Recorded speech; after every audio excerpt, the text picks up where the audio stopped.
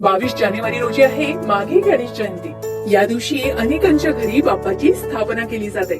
माघ शुद्ध चतुर्थीला गणपती बाप्पाने मोहत्कट विनायक रूपात अवतार घेतला, जो गणेश भक्तांसाठी मोठा उत्सव असतो। यंदा 22 जानेवारी 2026 रोजी माघी गणेशोत्सवाला सुरुवात होते। पंचांगानुसार यावर्षी माघ शुक्ल चतुर्थी तिथी ही गुरुवारी मध्यरात्री 2:47 सुरू होणार आहे। या तिथीची समाप्ती 23 जानेवारी शुक्रवारी रोजी मध्यरात्री 2:28 होणार आहे। उदय तिथीनुसार गणेश जयंती 22 जानेवारी रोजी साजरी केली जाणार आहे।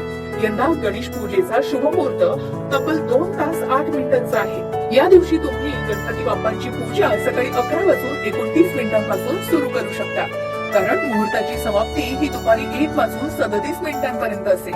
या दिवशी रवियोग असल्यानं हा दिवस शुभ आहे, पण दुपारनंतर भद्रा लागणार आहे, म्हणून बाप्पाची पूजा ही सकाळी किंवा मध्यान्ह मुहूर्तातच करावी असं सांगितलं जाते।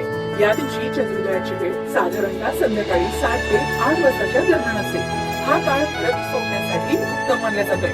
माघी गणेशोत्सवानिमित्त तुमच्याकडे सुद्धा बाप्पांची स्थापना करतात।